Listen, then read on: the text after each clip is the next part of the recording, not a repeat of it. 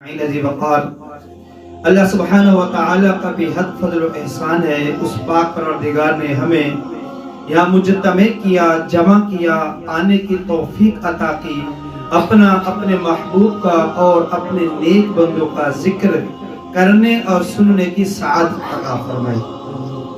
ماشاءاللہ بہت ہی بہترین انداز میں ثنا خوان مصطفیٰ نبی کریم صلی اللہ تعالی علیہ وسلم کی مدح سرائی فرما رہے تھے. میں دعا کرتا ہوں اللہ وحدہ لا شریک ان کا مدح کرنا اپنی بارگاہ میں قبول و منظور فرمائے. اور بالخصوص ڈاکٹر صاحب کو میں تہ دل سے ہدیہ تبریک پیش کرتا ہوں.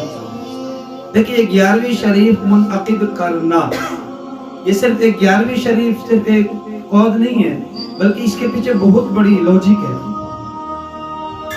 ابھی حضرت نے بتایا کہ جیسے مسلمانوں کے اور اسلام کے پہلے خلیفہ حضرت ابوبکر صدیق رضی اللہ تعالی عنہ کا یہ مہینہ ہے، تو انہوں نے ان کی منقبت بھی پڑھی، ساتھ ساتھ ہمیں یہ بھی بتایا ہے، یہ پیغام دیا ہے کہ یہ جو مہینہ ہے، اس مہینے کی جو نسبت ہے مسلمانوں کے اور اسلام کے سب سے پہلے خلیفہ حضرت ابوبکر صدیق کے ساتھ. اچھا محرم کا مہینہ آئے گا، اس میں بھی 11ویں شریف منعقد کی جائے گی، تو پھر یہ نسبت بتائی جائے گی کہ اس مہینے کی نسبت اہل بیت اطہار کے ساتھ ہے، امام حسین کے ساتھ ہے، عمر فاروق اعظم کے ساتھ ہے. سفر کا مہینہ آئے گا تو پھر بتائیں گے یا اس سفر کے مہینے کی نسبت اعلیٰ حضرت رحمت اللہ تعالی کے ساتھ ہے. آگے ربیع النور شریف آ گیا تو سب کو پتا ہے کہ جس کے لیے اللہ تبارک و تعالی نے اپنے رب ہونا کا اظہار کیا ہے، اس محمد مصطفیٰ سب سے آخری نبی آمینہ کے لال کی آمد کا جو مہینہ ہے، پتہ یہ چلتا ہے کہ ربیع النور میں آپ کی آمد ہوئی. آگے ربیع الثانی آ جاتا ہے. ربیع الثانی کے اندر تو شیخ عبد القادر جیلانی رحمۃ اللہ تعالی علیہ کا مہینہ ہے. تو ہر مہینے میں 11ویں شریف منعقد کرنا در حقیقت ہماری اولاد کو جو ہماری آخرت کا سرمایہ ہے، اگر آج ہم ان کی اچھی اور بہترین انداز پر اچھے نہج پر تربیت کر کے چلے گئے تو ہمارے جانے کے بعد یہ 11ویں بھی کریں گے اور 12ویں بھی کریں گے اور اس کا ثواب ہمیں پہنچتا رہے گا. اور اگر ہم نے یہ چیزیں موقوف کر دی، ختم کر دی، تو یاد رہے پھر ہماری اولاد کو کچھ بھی پتہ نہیں ہوگا. ڈاکٹر اقبال نے کہا تھا یہ فاقہ کش موت سے ڈرتا نہیں ذرا، یہ فاقہ کش موت سے ڈرتا نہیں ذرا، روح محمدی اس کے بدن سے نکال دو، فکر عرب کو دے کر فرنگی تخیلات، اسلام کو حجاز و یمن سے نکال دو. ڈاکٹر اقبال نے بہت پہلے کہا تھا، نظم تحریر کی تھی، اس نظم کے اندر باقاعدہ انہوں نے یہ مصرع بھی لکھا تھا کہ فکر عرب کو نکالنے کی کوشش کی جائے گی مختلف ذرائع سے. ان ذریعوں میں سے ایک ذریعہ یہ بھی ہے کہ مسلمانوں کے دل سے ان کے نبی کی محبت کو نکال دو، مسلمانوں کے دل سے اولیاء کاملین کی محبت کو نکال دو. یہ ڈھنگوسلے اور جعلی بہروپے جو پیر بنے بیٹھے ہیں، ان کو دلیل بنا کر، ان کو سامنے رکھ کر ان کو یہ کہتے رہو کہ تم کیسوں کی پیروی کرتے ہو. ارے ان سے ہمارا تو کوئی تعلق ہی نہیں ہے، یہ تو وہی لوگ ہیں جو اسلام کو اور اسلام کے نام لیوا لوگوں کو بدنام کرنے کی مضمون کوشش کر رہے ہیں. تو الحمدللہ اس طرح کی جو محافل بالخصوص 11ویں شریف ڈاکٹر صاحب ماہ کے اہتمام کرتے ہیں، مجھے قلبی طور پر بھی بہت خوشی ہوتی ہے. اور بالخصوص اور بالعموم ہر اس مسلمان سے جو اس طرح کی محافل کو منعقد کرتا ہے، میں دعا کرتا ہوں اللہ ہمیں بھی یہ سعادت نصیب کرے. شیخ عبد القادر جیلانی رحمۃ اللہ تعالی علیہ بعض اوقات آج بھی ایک بندے نے مجھ سے یہ مسئلہ پوچھا کہ حضرت یہ 11ویں شریف کہاں سے ثابت ہے؟ حالانکہ میں پہلے عرض کر چکا ایک موقع کہ 11ویں شریف کہاں سے ثابت ہے. یہ تیجا ہو، 40واں ہو، برسی ہو، یہ سارے کے سارے جتنے اہتمام کیے جاتے ہیں، یہ تمام کا تعلق ایصال ثواب کے ساتھ ہے. یہ تمام کا تعلق ایصال ثواب کے ساتھ ہے. ثواب کے حصول کے لیے اس طرح کے پروگرامز منعقد کیے جاتے ہیں. اچھا ان پروگرامز کے اندر ہوتا کیا ہے؟ مسلمانوں کو جمع کیا جاتا ہے اور اس میں قرآن کریم کی تلاوت کی جاتی ہے اور اسی میں نعت رسول مقبول پڑھی جاتی ہے. ہم کے اشعار بھی پڑھے جاتے ہیں اور بیان بھی کیا جاتا ہے، اور اس کے بعد حسب استطاعت مسلمانوں کی خیر خواہی کی جاتی ہے۔ اس میں کوئی ایسا عمل، کوئی ایسا طریقہ ہے جو غیر شرعی ہو؟ کوئی بھی نہیں ہے۔ تو جب کوئی ایسا عمل اختیار کیا جا رہا ہو جس میں کوئی قباحت نہ ہو شرعاً، کوئی مسئلہ نہ ہو، تو اس کو کرنے میں اللہ تبارک و تعالیٰ کی بھی رضا شامل حال ہو جاتی ہے، محمد مصطفیٰ کی بھی رضا شامل حال ہو جاتی ہے۔ تو ہمیں اس طرح کے پروگرامز کرنے پر اہل خانہ کو تحسین دینی چاہیے، ان کی حوصلہ افزائی کرنی چاہیے، اپریشیٹ کرنا چاہیے، تاکہ اس طرح کی محافل منعقد ہوتی رہیں، ہمارے عقائد اور نظریات مضبوط ہوتے رہیں۔ میرے آج کے بیان کا عنوان بھی عقائد ہی سے تعلق رکھتا ہے۔ اللہ مجھے بھی آپ کو بھی اس طرح کی محافل کو منعقد کرتے رہنے کی توفیق عطا فرمائے۔ میں نے آپ احباب کے سامنے سورہ کوثر کی ایک آیت کریمہ پڑھنے کا شرف حاصل کیا۔ یہ سورہ مبارکہ قرآن کریم کی تمام سورتوں میں سب سے چھوٹی سورت ہے، سب سے چھوٹی سورت ہے، اور میں نے اس چھوٹی سورت میں سے بھی ایک مختصر سی آیت کریمہ پڑھی۔ اس سورہ مبارکہ کو اور اس کی ابتدائی آیت کریمہ کو اگر کسی نے سمجھا ہے نا، وہ اہل عرب ہے، وہ اہل عرب ہیں، کیونکہ ان کا انداز، ان کی گفتار، ان کا چلنا پھرنا عربی لینگویج سے تعلق رکھنے والے لوگوں کے اندر موجود ہوا کرتا تھا۔ تو ان کو پتہ ہوا کرتا تھا کہ اس چھوٹی سی سورت کے اندر اگرچہ الفاظ کے اعتبار سے قلیل ہے، لیکن اس کے اندر معنی اور مفاہیم اللہ سبحانہ و تعالی نے کثیر رکھے ہیں، معانی اور مفاہیم کثیر رکھے ہیں۔ سب سے پہلے اللہ سبحانہ و تعالی نے اس سورہ مبارکہ کی ابتدا اِنَّا أَعْطَيْنَاكَ الْكَوْثَرَ سے کی ہے۔ اِنَّا کا لفظ استعمال کیا ہے۔ اہل علم اس چیز کو سمجھتے ہیں کہ اِنَّا، اَنَّا، کَنَّا جو حروف تاکید پر مشتمل ہوتے ہیں، جب اپنی بات پختہ کروانا مقصود ہوتا ہے تو وہاں پر یہ الفاظ لایا جاتا ہے، اِنَّا۔ آگے پھر الف یہ نا کی ضمیر ہے، جو جمع کی ضمیر ہے، جو اس پر یعنی صاحب کلام کے مقام اور مرتبے اور ان کے منصب کے اوپر دلالت کرتا ہے کہ کتنا صاحب مرتبہ یہ فرد ہے جس نے یہ کلام کے ارشاد فرمایا۔ اِنَّا، اِنَّا یہ دو الفاظ مجموعہ، اِنَّا، اور اللہ سبحانہ و تعالی نے اس کی نسبت اپنی ذات کی جانب کی ہے کہ اِنَّا ہم نے، آقینا ہم نے عطا کی، آقا ماضی کا صیغہ کہ ہم نے آپ کو عطا کر دیا، ہم نے آپ کو عطا کر دیا، آگے ضمیر ہے۔ اب یہ صیغہ آگے اللہ کریم نے کوثر جو اس میں مبالغہ کا بھی صیغہ ہے اور موصوف ہے، اس کی صفت بیاننے کے لیے، جیسے آگ کی صفت جلانا، کہ لائٹ جل رہی، اس کی صفت روشنی عطا کرنا۔ اس صورت کے اندر اللہ کریم نے موصوف کا تذکرہ تو کیا ہے کہ ہم نے کثرتوں کی کثرت عطا کی، کس کو؟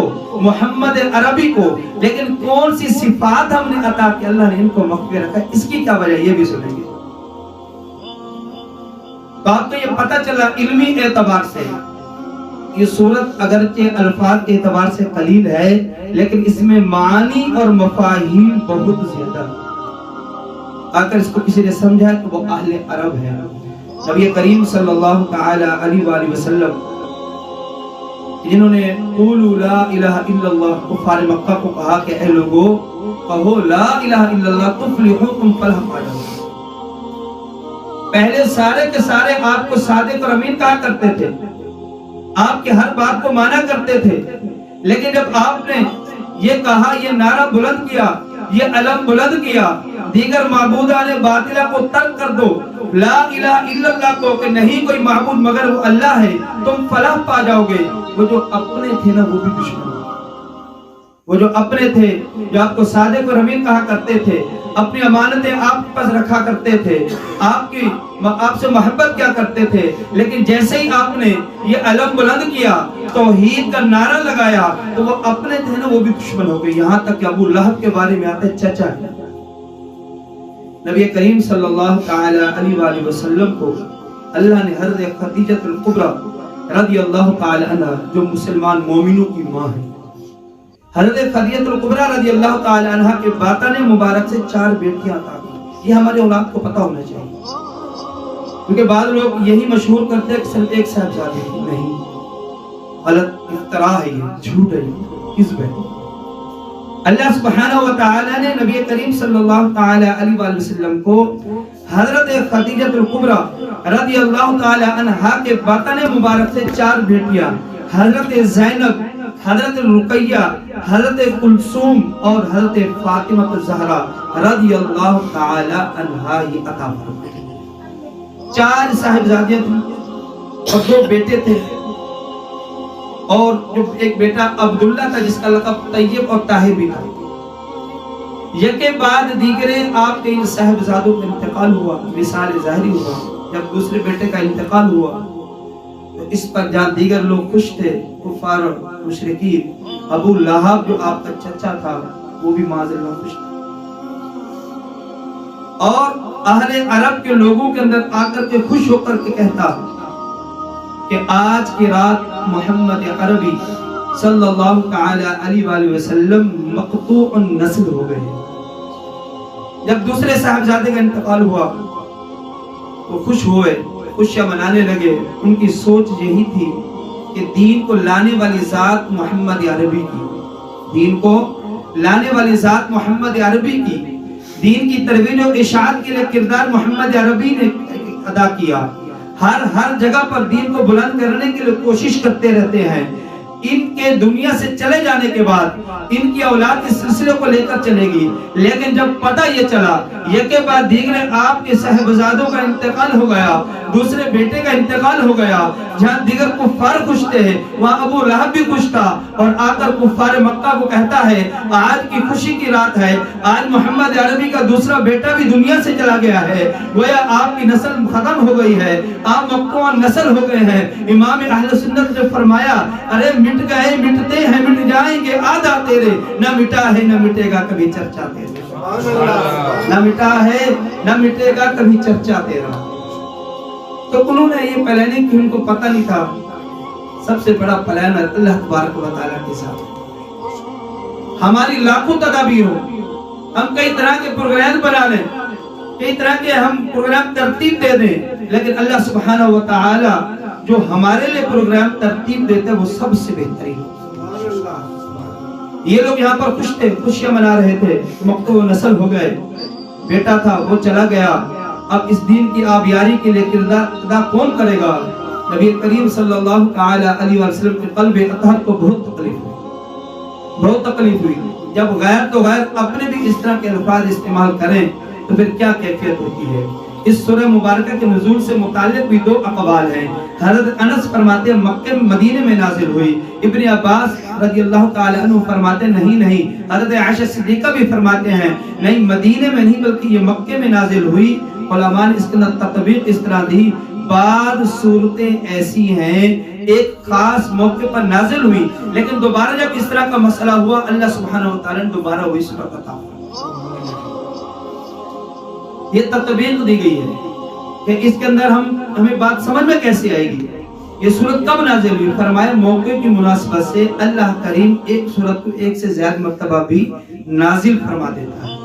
تو یہ بات ہم اس طرح سے سمجھ میں آ گئی. تو یہ کب نازل ہوئی؟ یہ اس موقع پر نازل ہوئی کہ جب نبی کریم صلی اللہ تعالی علیہ وسلم کے قلب اطہر کو تکلیف ہوئی. آپ پریشان تھے، مغموم تھے، اپنے تو پرائے اپنے بھی تکلیف دے رہے تھے. اللہ تبارک و تعالی نے یہ سورہ کوثر کا نزول فرما دیا. صحابہ فرماتے ہیں ہم نے دیکھا محمد عربی نے آنکھیں بند کی، نگاہیں نیچے تھی، نزول وحی کی جو کیفیت ہوا کرتی ہے وہ کیفیت آپ پر طاری تھی. اس کے بعد جب یہ معاملہ ختم ہو گیا ہم نے دیکھا محمد عربی نے مسکرایا اور ہمیں سورہ کوثر پڑھ کر کے سنا دیا اور فرمایا انا اعطیناک الکوثر، اے حبیب ہم نے آپ کو کثرتوں کی کثرت عطا کی. جب یہ سورہ مبارکہ نازل ہوئی نا تو صحابہ کرام نے عرض کی، عرب کا یہ دستور تھا کہ وہ لوگ جب ذی المجاز اور عقاص کی موسمی منڈیاں لگا کرتی تھی، اہل عرب جو فصاحت و بلاغت کے اندر جن کا بہت بڑا نام ہوا کرتا تھا وہ لوگ بھی آتے اپنے قصائد کو، اپنے اشعار کو ایک پیپر پر لکھتے اور काबे के खिलाफ लटका दिया करते थे। नबी करीम सल्लल्लाहु ताला अलैहि वसल्लम ने जब सहाबा पे ये सूरह मुबारका पढ़कर बताई तो सहाबा भी अहले अरब थे और सरकार के तरबियत याफ्ता थे। उनको पता था कि इस सूरह मुबारका के अंदर अल्लाह सुब्हानहु व तआला ने क्या फरमाया। इन्होंने इजाजत चाही, या रसूलुल्लाह हमें इजाजत दें, हम इस सूरह मुबारका को गलाफ काबा के साथ लटका देते हैं ताकि अहले अरब जब आए, बड़े बड़े शुआरा आए, बड़े बड़े साहिबुर राय लोग आए, वो जहाँ दीगर अशार को देखे तो उनकी नजर इस पर भी पड़नी चाहिए। नबी करीम सल्लल्लाहु ताला अलैहि वसल्लम ने अपने गुलामों को इजाजत दी, हाँ जाओ इसको गलाफ काबा के साथ लटका। अब जब ये मौसमी मंडियां लगती हैं, ये लोग आते हैं, बड़े बड़े फुसहा बुलगा और अरबी के अंदर महारत रखने वाले लोग आते हैं। ये लोग तवाफ करते हैं, उसके बाद अशार को पढ़ते हैं। जो उस वक्त का जो सबसे बड़ा शायर था, उसकी नजर जब इस पर पढ़ते वही रुक जाता है और ये कहने पर मजबूर हो गया, ऐ लोगों याद रखना, मा हाजा कलामुल बशरी, ये मुझे किसी बशर के कलाम लग ही नहीं रहा। इन्ना आतैनाकल कौसर, ये मुझे किसी बशर का कलाम लग ही नहीं रहा। क्योंकि वो अरबी को समझता था, उसको पता था कि इसके अंदर रमूज और इसके अंदर बारीकियां अल्लाह सुब्हानहु व तआला ने किस कदर बयान की हैं। तो इसको समझने वाली अगर कोई जात है वो अहले अरब की है। अल्लाह करीम ने हमारे नबी को सल्लल्लाहु अलैहि वसल्लम को कसरतों की कसरत अता की, ताकीद का सीगा इस्तेमाल किया कि बेशक हमने अता की हैं। ये क्यों इस्तेमाल किया है? जैसे हजरत ने नारे लगवाए शेख अब्दुल कादिर जिलानी से मुतालिक, या गौस अल मदद, या गौस अल मदद। इस पर बाद लोग ये सोचते हैं कि यार ये या अल्लाह मदद क्यों नहीं कहते हैं, या अल्लाह मदद क्यों नहीं कहते हैं, या गौस अल मदद क्यों कह रहे हैं। लेकिन इसी से पूछना चाहिए, अगर तुम्हारा बच्चा बीमार हो जाए तो किसके पास जाओगे? डॉक्टर को जाकर के बोलेगा, डॉक्टर साहब कुछ भी करें मेरी औलाद को शिफा दे दें, कुछ भी करें ये सही हो जाए, डॉक्टर साहब कुछ कितना जो लेना है ले लें, लेकिन मेरी औलाद को शिफा अता कर दें। लेकिन शिफा देने वाली जात तो अल्लाह की है, उसको क्यों नहीं कहते? नबी करीम सल्लल्लाहु अलैहि वसल्लम को तकलीफ होती है, नबी करीम सल्लल्लाहु अलैहि वसल्लम को दुख हुआ करता था कि जब इस तरह की बातें हुआ करती थी। हजरत उमर फारूक आज़म रज़ियल्लाहु ताला अन्हु रावी हैं, आप फरमाते हैं हमने देखा कि नबी करीम सल्लल्लाहु अलैहि वसल्लम ने एक मर्तबा फजर की नमाज अदा की, खुतबा शुरू किया, बयान शुरू किया, ज़ोहर का टाइम हो गया, नमाज पढ़ी, फिर शुरू किया। फरमाया हम समझ गए कि नबी करीम सल्लल्लाहु अलैहि वसल्लम जलाल में हैं। हज़रत उमर फारूक आज़म घुटनों के बल खड़े हो जाते हैं, अर्ज़ करते हैं फ़ाफ़ु अन्ना, या रसूलल्लाह हमें मुआफ़ कर दीजिए, हमसे दरगुजर कीजिए। वजह क्या थी कि उस वक्त जो मुनाफिक थे ना, वो कहते थे कि हम यहाँ मौजूद होते हैं, नबी करीम सल्लल्लाहु अलैहि वसल्लम वैसे तो आसमानों की खबरें देते हैं, लेकिन इनको हमारे बारे में पता नहीं है। नबी करीम सल्लल्लाहु अलैहि वसल्लम खुद खामोश रहा करते थे, सुकून इख्तियार क्या करते थे, वो इसको महसूस नहीं करते थे, लेकिन इसके बावजूद नबी करीम सल्लल्लाहु अलैहि वसल्लम की जात पर एतराज क्या करते थे। मालूम हुआ कि आज भी अगर कोई नबी की जात पर एतराज करता है, मेरे और आपके नबी को तकलीफ होती है। उमर फारूक आज़म फरमाते हैं हम घुटनों के बल खड़े हो गए, हमने माजरत चाहे, या रसूलल्लाह हमें माफ कर दीजिए। फिर नबी करीम सल्लल्लाहु अलैहि वसल्लम ने फरमाया उस कौम का क्या होगा जो अपने नबी के ऊपर इतराज करती है, जो अपने नबी के इल्म के ऊपर इतराज करती है। अल्लाह ने सूरह कौसर अता कर दी, ऐ हबीब हमने आपको कसरतों की कसरत अता कर दी है। मुल्ला अली कारी रहमतुल्लाह तआला अलैह फरमाते हैं अल्लाह ने मौसूफ का सिगा तो इस्तेमाल किया है, सिफत के बारे में बताया नहीं है। इस कसरतों की कसरतें अता की नबी करीम को, लेकिन क्या अता किया है? फरमाया ऐसा ना हो अगर कोई एक सिफत मिसाल के तौर पर इल्म की बता दी जाती, लोग इस पर भी एतराज करते, अच्छा अल्लाह ने इल्म तो ज्यादा अता किया, बाकी चीजें कम दी। तो अल्लाह सुब्हानहु व तआला ने सिर्फ मौसूफ का सिगा इस्तेमाल कर दिया और सिफत को मख्फी रखा। اور اِنَّا أَعْطَيْنَاكَ الْكَوْثَرَ اللہ نے اپنی ذات کی جانب اس کی نسبت کی ہے۔ اللہ توفیق دے قرآن کریم کا مطالعہ کرنے کی، سارے کے سارے قرآن کا مطالعہ کریں۔ اللہ نے یہی کچھ فرمایا، اِنَّا أَرْسَلْنَاكَ شَاهِدًا وَمُبَشِّرًا وَنَذِيرًا هُوَ الَّذِي أَرْسَلَ رَسُولَهُ بِالْهُدَى کہ وہی ذات ہے کہ جس نے آپ کو رسالت کا تاج عطا کر کے مبعوث کیا، جس نے آپ کو شاہد، خوشخبری دینے والا اور ڈر سنانے والا بنا کر کے مبعوث فرمایا ہے۔ اللہ نے تمام کمالات کی نسبت اپنی ذات کی جانب کی ہے۔ ایسا نہ ہو کل کوئی علم کا، ایسا نہ ہو کم علم کم عقل کل کوئی نبی کریم صلی اللہ علیہ وسلم کی ذات پر اعتراض کر دے کہ نبی کریم نے یہ سارے کمالات کی نسبت، سارے کے سارے معجزات اور معاملات کی نسبت اپنی ذات کی طرف کی ہے۔ اللہ سبحانہ وتعالی نے فرمایا ہے، اگر کوئی میرے محبوب کا انکار کرتا ہے، میرے محبوب کے معجزات کا انکار کرتا ہے، میرے محبوب کے کمالات کا انکار کرتا ہے، اس کو پہلے اللہ کا انکار کرنا پڑے گا، اس کو پہلے مجھ خدا کا انکار کرنا پڑے گا، کیونکہ جتنے معجزات ہیں، جتنے کمالات ہیں، ان تمام کی نسبت نبی کریم نے خود سے نہیں کہا، بلکہ ہم نے کہا کہ اِنَّا أَرْسَلْنَاكَ ہم نے آپ کو عطا کیا، اِنَّا أَعْطَيْنَاكَ الْكَوْثَرَ ہم نے آپ کو عطا کیا۔ اور اسی طرح سے حضرت عیسیٰ علیہ السلام کہ جن کو اللہ نے یہ معجزہ عطا کیا تھا کہ مٹی سے وہ پرندے بناتے، اس میں پھونک مارتے، اللہ کے اذن سے وہ ان کو زندگی آ جائے گی۔ اور یہ شان اللہ نے ہمارے شیخ عبد القادر جیلانی کو بھی عطا کی۔ حضرت عزیر علیہ السلام جو اللہ کے نبی تھے، 100 سال تک آپ آرام کرتے رہے، سوتے رہے، 100 سال کے بعد آئے تو یہودیوں نے انکار کر دیا آپ کے قوم نے کہ آپ عزیر نہیں ہے۔ انہوں نے کہا اگر آپ عزیر ہیں تو آپ توریت سنا دیں، ان کو توریت زبانی یاد تھی، تو حضرت عزیر علیہ السلام نے پوری کی پوری توریت ان کو زبانی سنا دی، زیر زبر کا فرق بھی نہیں ہے۔ پھر وہ کہنے لگے یہ حضرت عزیر اللہ کے بیٹے ہیں، معاذاللہ یہ شرک ہے۔ وقالت الیہود عزیر ابن اللہ وقالت النصارى المسیح ابن اللہ، یہودیوں نے کہا عزیر اللہ کے بیٹے ہیں اور عیسائیوں نے کہا کہ عیسیٰ علیہ السلام اللہ کے بیٹے ہیں۔ یہ شرک ہے۔ میرے اور آپ کے رب کو یہ پتہ تھا، میں نے انبیاء کو بھیجا ہے، کم علم کم عقل لوگوں نے ان پر اعتراض کیا ہے، ان کا علم ماننے سے انکار کر دیا ہے، بلکہ ان انبیاء کو رب کا بیٹا قرار دے دیا۔ تو اسی لیے اللہ نے میرے اور آپ کے نبی کو اتنے معجزے عطا کیے ہیں، انگلی کے ذریعے چاند کے ٹکڑے کر دیا کرتے ہیں۔ حضرت موسیٰ کلیم اللہ جنہوں نے پتھر پر عصا مارا 12 چشمے جاری ہو گئے، اور یہ ایک فطری کیفیت بھی ہے، پہاڑوں سے پتھروں سے پانی جاری ہو سکتا ہے، لیکن اللہ نے میرے اور آپ کے نبی کو یہ معجزہ عطا کیا، آپ کے دستے مبارک سے پانی کے چشمے جاری ہو گئے۔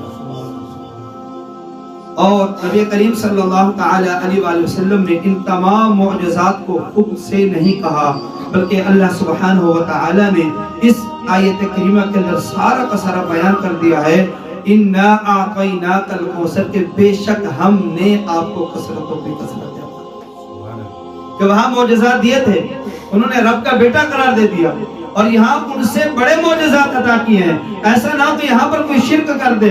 الحمدللہ اہل سنت و جماعت کا یہ عقیدہ اور نظریہ ہے کہ نبی کریم صلی اللہ تعالی علیہ وسلم اللہ کے بیٹے نہیں ہیں، اللہ کے بعد افضل ترین کوئی ہستی ہے تو محمد مصطفیٰ صلی اللہ تعالی علیہ وآلہ وسلم کی ہے۔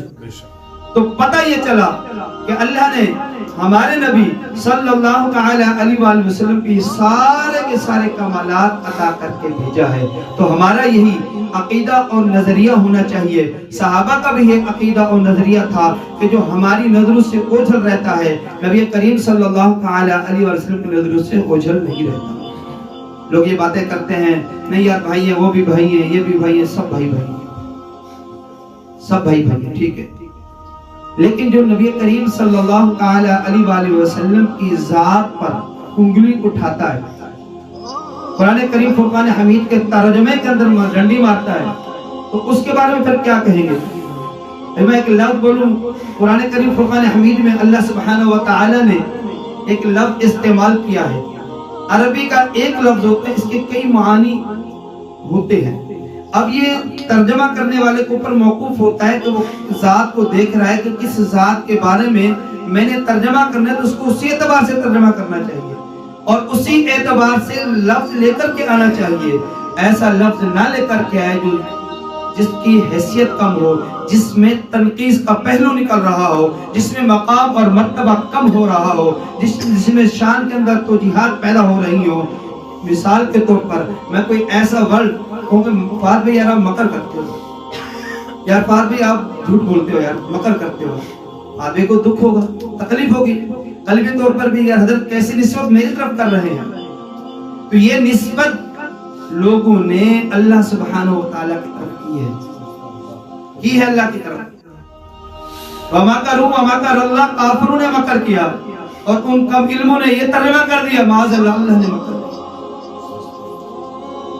امام اہل سنت اللہ آپ کی تربت پر کروڑوں رحمتیں اور برکتیں نازل کرے، ہمارے عقائد کو درست کیا، ہمارے عقائد کے تحفظ کے لیے اعلیٰ حضرت رحمت اللہ تعالی نے ہمیں بہترین ترجمہ عطا کیا، کنز الایمان، جو واقعی ایمان کا خزانہ ہے۔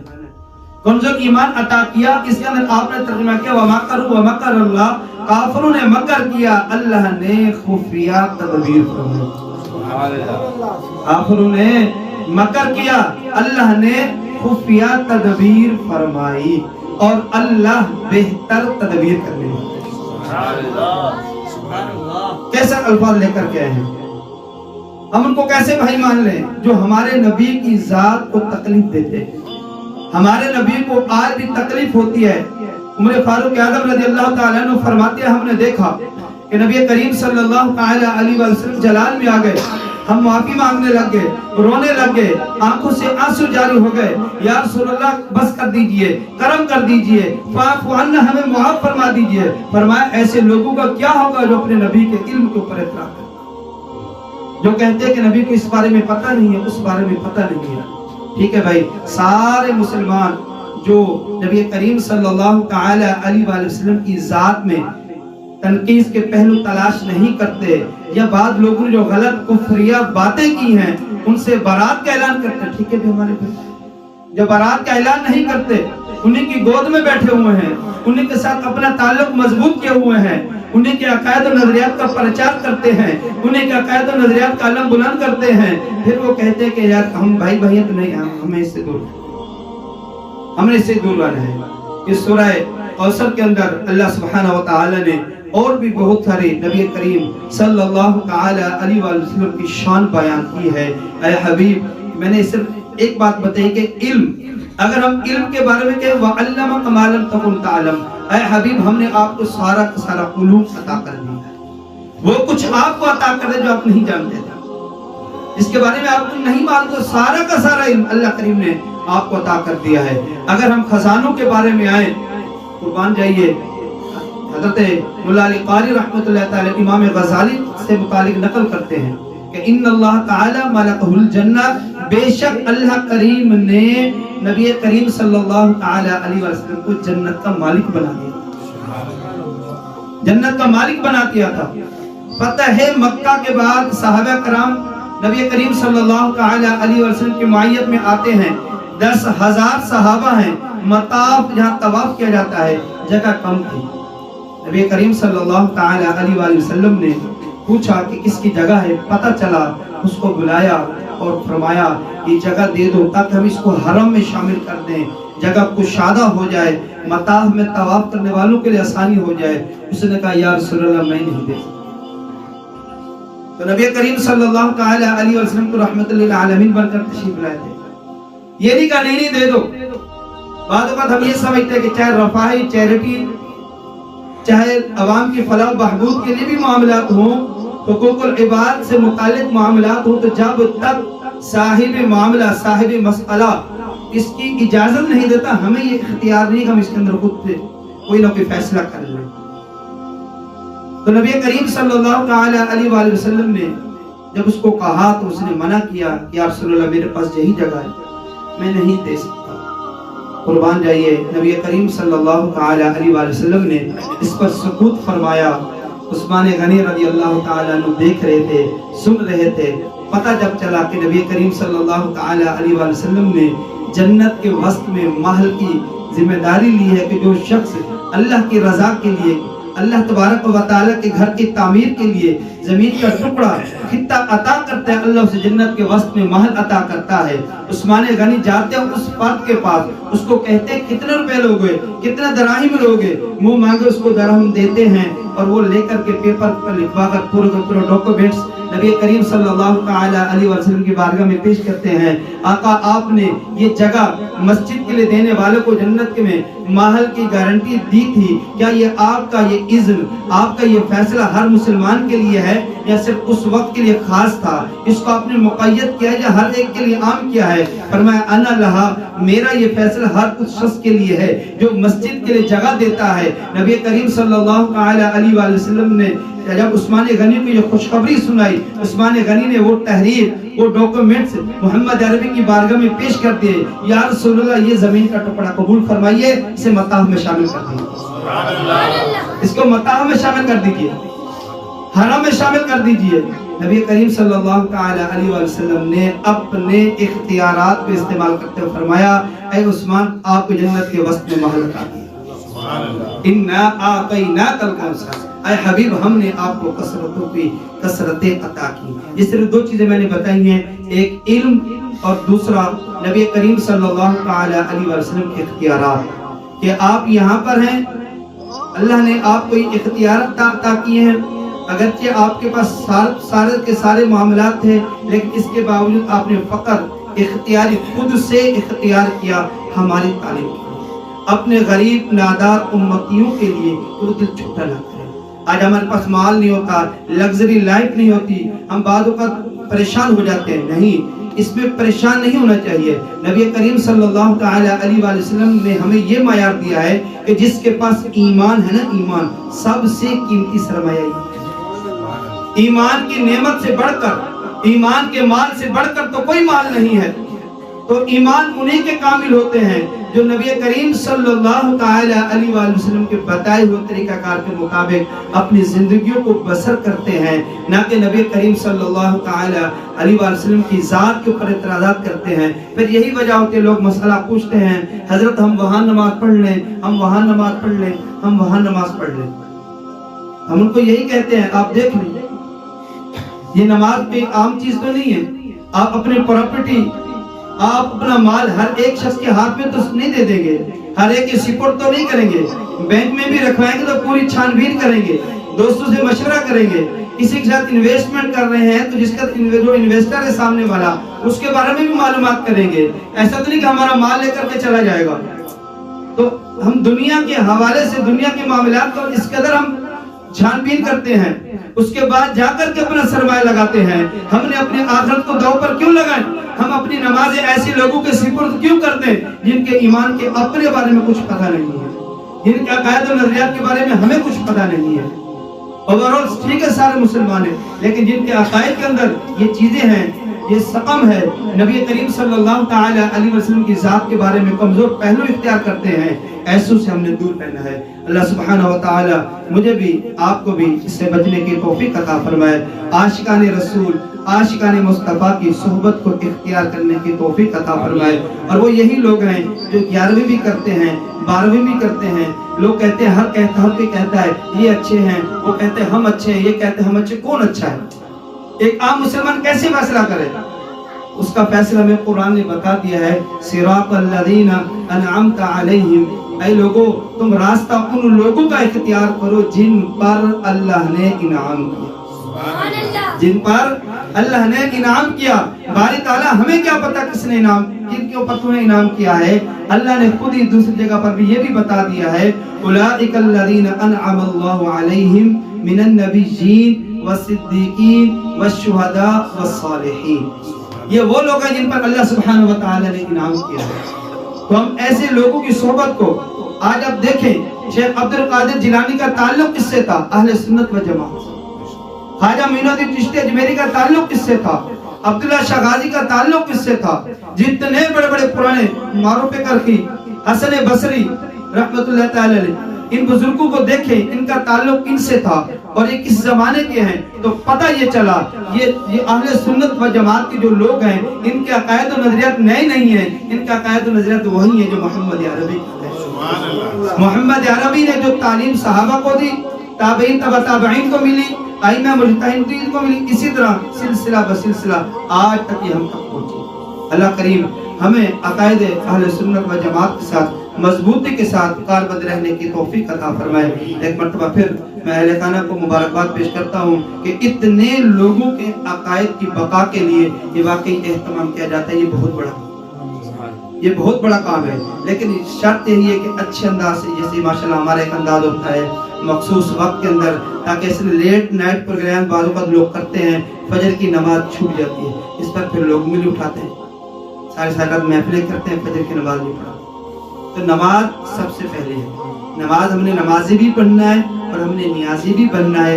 اللہ کریم مجھے بھی آپ کو بھی ہم سب کو عمل کرنے کی توفیق عطا فرمائے، غلطی کوتاہی کو اللہ سبحانہ و تعالی معاف فرمائے۔ آمین۔ وآخر دعوانا ان الحمد للہ رب العالمین۔